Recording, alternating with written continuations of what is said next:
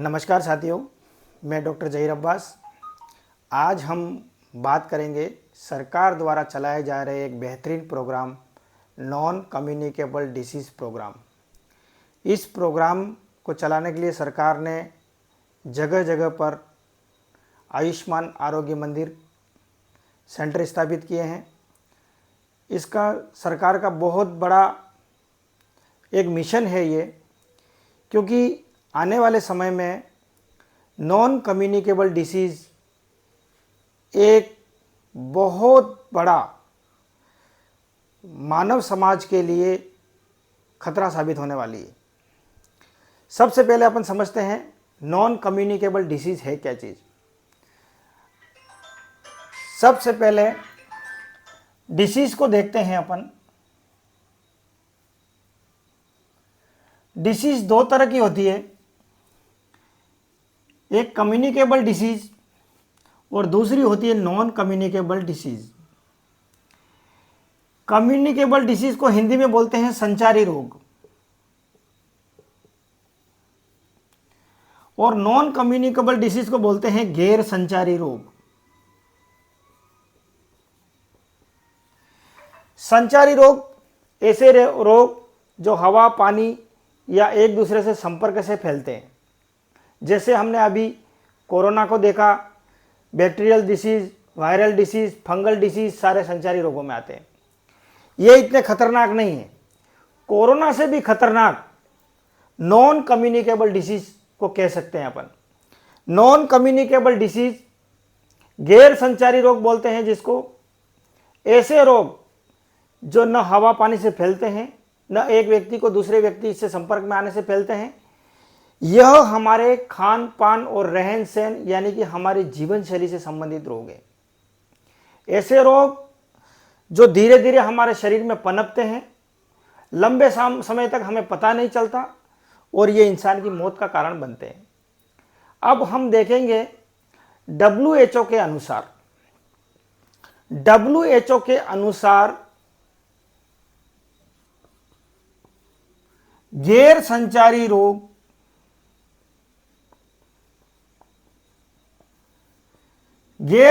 रोग के कारण होने वाली मौतों का आंकड़ा भारत में 66% है और वर्ल्ड स्तर पर देखा जाए तो 74% है।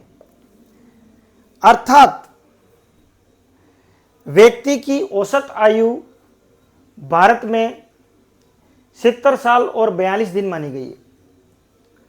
गैर संचारी रोगों के कारण भारत में 66% मौतें ऐसी होती हैं जो गैर संचारी रोगों के कारण होती हैं और वर्ल्ड स्तर पर 74% मौतें गैर संचारी रोगों के कारण होती हैं। 66% मौतें भारत में गैर संचारी रोगों से होने का मतलब सीधा सीधा ये है कि भारत में अगर 100 लोग मरे तो उसमें से 66 लोग गैर संचारी रोगों से मरते हैं। वर्ल्ड स्तर पर आंकड़ा यह है कि 100 लोग अगर मरते हैं तो उसमें से 74 लोग यानी कि 74 लोग गैर संचारी रोगों से मरते हैं। गैर संचारी रोगों का सीधा सीधा संबंध हमारे खान पान, हमारे रहन सहन से। इसका सीधा संबंध हमारी दिनचर्या, हमारी रात्रिचर्या और हमारी ऋतुचर्या से। अगर इन बीमारियों को ये देखें तो भारत में जो 66% मौतें होती हैं उसमें से भी 22% मौतें जो होती हैं वो अकाल मृत्यु होती है। अकाल मृत्यु यानी कि व्यक्ति की औसत आयु जो है 70 ईयर्स और 42 डेज, इससे पहले उस व्यक्ति की मृत्यु हो जाती है। और विश्व स्तर पर देखा जाए तो 74% में से 18% मौतें ऐसी होती हैं जो अकाल मृत्यु को प्राप्त करती हैं। अकाल मृत्यु, अकाल मृत्यु का मतलब यह होता है कि व्यक्ति अपनी औसत आयु को भी प्राप्त नहीं करता है और उसकी डेथ हो जाती है। तो समय रहते हमको जागना इसलिए ज़रूरी है कि गैर संचारी रोग एक दुनिया में एक बहुत बड़ी सरदर्द बनने वाली है आने वाले समय में। इसलिए मैं इस आसपास के एरिया के लोग मुझे जानते हैं, मेरा काम करने का तरीका बिल्कुल अलग है। मैं कम्युनिटी लोगों से कम्युनिटी में जाकर हर अपना प्रोग्राम देता हूं, हर डिसीज़ को लोगों तक समझाता हूं, हर डिसीज़ को लोगों तक पहुंचाता हूं। लेकिन मैंने अपने काम का तरीका थोड़ा सा चेंज इसलिए किया है ताकि मेरा ये जो काम है वो भारत की अधिक से अधिक जनता में पहुंचे, लोग इस चीज़ को समझें, सरकार द्वारा किए गए प्रयास को लोग समझें, थोड़ी गंभीरता से लें, ताकि आने वाले समय में गैर संचारी रोगों से भारत में जो 66% मौतें हो रही हैं उसका आंकड़ा धीरे धीरे धीरे धीरे कम हो। इसलिए अब अपन देखते हैं जो 66% जो भारत में मौतें होती हैं गैर संचारी रोगों से, उस 66% मौतों में से, उस 66% में से 28% जो मौतें होती हैं वो हृदय रोग से होती हैं, हार्ट डिसीज। 28% जो मौतें होती हैं वो डायबिटीज से होती हैं, मधुमेह बोलते हैं।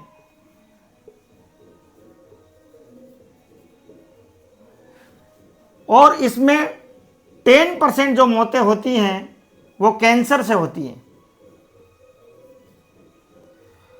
और 12% जो मौतें होती हैं वो होती हैं CRD से। CRD का मतलब क्रॉनिक रेस्पिरेटरी डिसीज, जीर्ण श्वसन रोग। इसके अंदर अपन देखें तो एक अस्थमा कॉमन है, दम की बीमारी बोलते हैं, अस्थमा के कारण मौतें होती हैं, और एक होती है COPD, chronic obstructive pulmonary disease, 12% मौतें होती है। अब देखा जाए इस 28% में मैक्सिमम मौतें होती है हाई बीपी के कारण।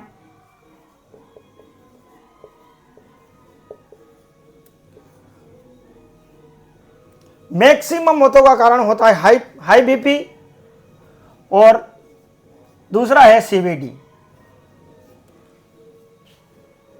Cardiovascular disease. कैंसर में अगर मेल का देखें, मेल में माउथ कैंसर और लंग्स कैंसर, और फीमेल में देखें तो गर्भाशय का कैंसर।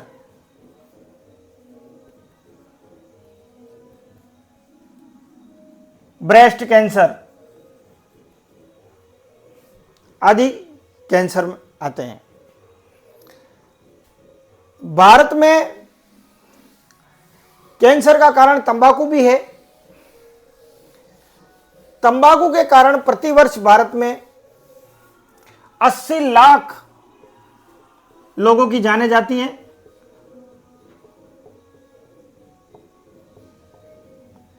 प्रतिवर्ष 80 लाख लोग तंबाकू से मरते हैं, स्मोकिंग, बीड़ी, सिगरेट, तंबाकू आदि पीने से मरते हैं। उसमें भी 10 लाख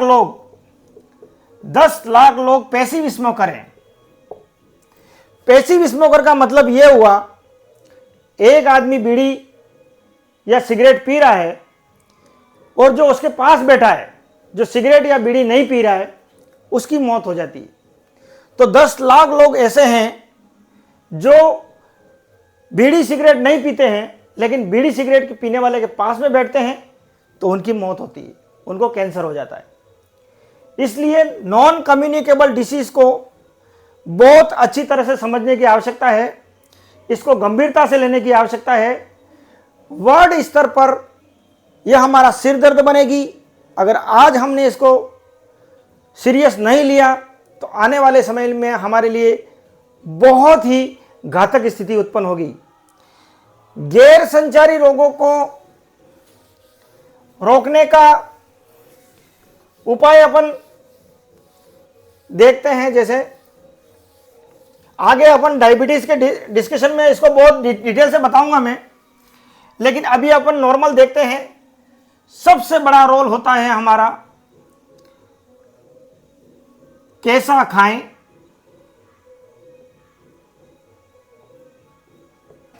दूसरा है कितनी बार खाएं,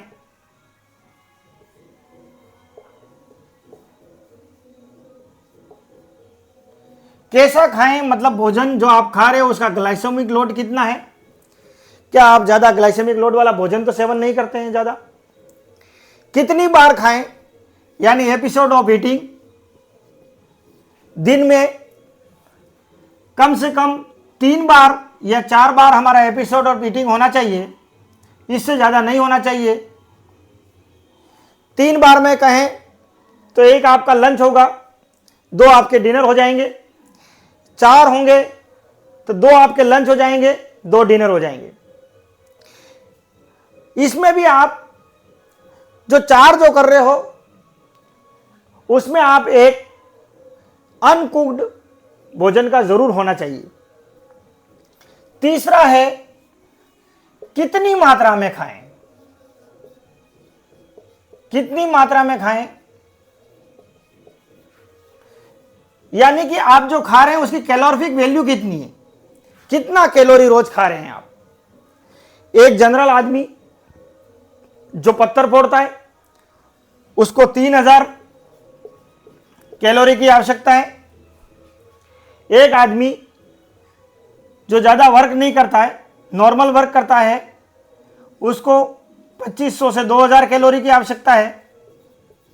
और एक डायबिटीज़ का रोगी है जिसको मधुमेह पहले से है, उसको 1500 कैलोरी से ज़्यादा भोजन नहीं लेना चाहिए।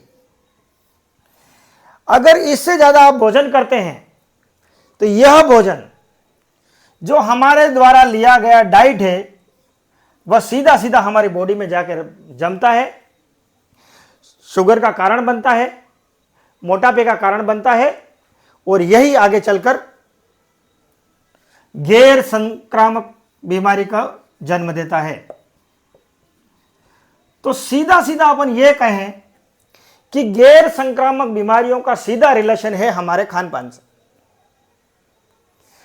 इसलिए हमें खाने से पहले कैसा खाना चाहिए, हमें मतलब ऐसा भोजन करें जिसका ग्लाइसेमिक लोड कम हो, यानी कि भोजन ऐसा भोजन करें जिसमें कार्बोहाइड्रेट की मात्रा कम हो। ऐसा भोजन करें जिसमें कार्बोहाइड्रेट की मात्रा बहुत ही कम हो, प्रोटीन और फैट की मात्रा ज़्यादा हो तो चलेगा। यानी कि हमको खाते समय सबसे पहले यह देखना है, कोई भी चीज़ आप फास्ट फूड मार्केट में खरीदते हो तो उसकी न्यूट्रिशन वैल्यू देखनी है। अगर न्यूट्रिशन वैल्यू में जो दिया गया कार्बोहाइड्रेट परसेंटेज है वो उसमें दिए गए प्रोटीन और फैट और फाइबर की तुलना में ज़्यादा है तो उस ऐसे खान पान को हमें त्याग देना है। अगर भविष्य में आने वाले समय में अगर गैर संक्रामक रोगों से बचना है आपको तो हमें खान पान को सुधारने की सख्त ज़रूरत है। ज़्यादा सेडिमेंट्री लाइफ स्टाइल हमारी नहीं होनी चाहिए, ज़्यादा आरामदायक ज़िंदगी, एसी वगैरह का प्रयोग करना ज़्यादा वो नहीं करें। दिन में सोना हमें नहीं चाहिए, दिन में सोना बंद करें। रात को अधिक जागना बंद करें, रात को अधिक नहीं जागें। Early sleep and early woke up का कंसेप्ट अपनाएं। इससे गैर संक्रामक रोगों को कहीं हद तक हम कंट्रोल कर लेंगे। इसका मतलब यह हुआ कि गैर संक्रामक रोगों को रोकने के लिए हमारी लाइफ स्टाइल हमें सुधारनी होगी, या सीधे सीधे ये कहें कि आर्ट ऑफ लिविंग हमें जीने की कला आनी चाहिए, तभी हम लंबी जिंदगी की उम्मीद कर सकते हैं। आगे गैर संक्रामक रोगों को मैं और गहराई से समझाऊंगा। अभी हमने आज ही प्रथम बार इस प्रोग्राम को करने की कोशिश करी है और मैंने अपनी थोड़ा लोगों तक मेरी जानकारी पहुंचाने का तरीका चेंज किया है।